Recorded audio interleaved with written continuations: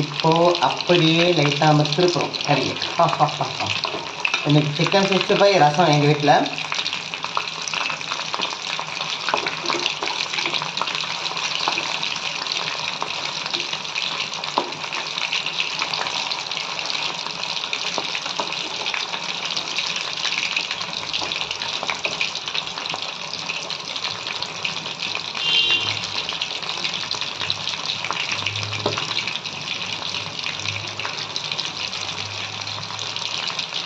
பொறுமை ரொம்ப ரொம்ப முக்கியம்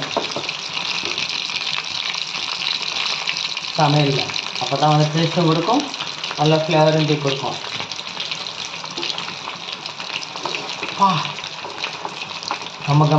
கமக்குது. ஸோ இது வந்து இன்னொரு 5 நிமிஷம் நல்லா இது பண்ணி விட்டு, இதுக்கப்புறம் வந்து கறியை வந்து இன்னும் கொஞ்சம் 2-3 கறி பீஸெல்லாம் இருக்குது, அதெல்லாம் எடுத்து போட்டு நல்லா பக்காவாக பண்ணி உங்களுக்கு சாப்பிட்றப்ப நான் வந்து நிற்குவேன், வந்து எடுத்து வைக்கிறேன். ஓகே. ஸோ எல்லா வியூஸும் கொஞ்சம் பார்த்துட்டு எப்படி இருக்குதுன்னு கொஞ்சம் கமெண்ட், சப்ஸ்கிரைபர் பண்ணுறீங்களோ இல்லையோ எனக்கு தேவையில்லை, பட் ஆனால் வந்து பார்த்துட்டு ஒரு கமெண்ட் பண்ணுங்கள். ஸோ இதோட டேஸ்ட் அப்போ தெரியும் உங்களுக்கு, நல்லா இருக்கா நல்லா இல்லையா. நீங்களும் கொஞ்சம் வீட்டில் செஞ்சு பாருங்கள் மக்களே. அண்டு எல்லா கணவர்மார்களும் தயவுசெய்து ஞாயிற்றுக்கிழமைனா கொஞ்சம் பண்ணுங்கள். ஓகே. எல்லாத்தையும் எடுத்து ஒரு கிண்ணியில் போடுறோம்.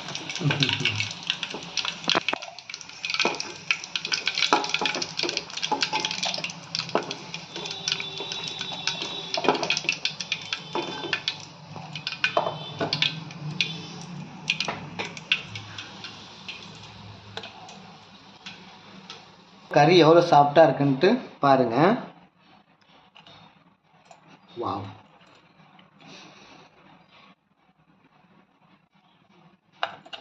இதான் இதோட மகிமை. அதாவது என்னென்ன பார்த்தீங்கன்னா முதல்ல சொன்னல அந்த ரெசிப்ட்லாம் சேர்த்து எல்லாம் பண்ணால் தான் உங்களுக்கு வந்து இந்த மாதிரி சாஃப்டாக கிடைக்கும் கறி. கறியை இன்னும் நல்லாவும் இருக்கும்.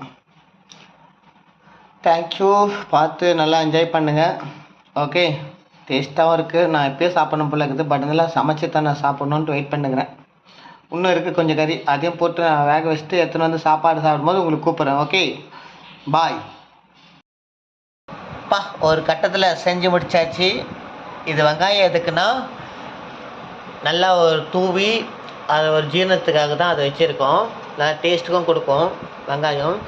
அதுதான் எங்களோட ரெசிப்டி டுடே. இன்றைக்கி Sundays rasam chicken 65 my style. Thank you, help me my pondati. Thank you.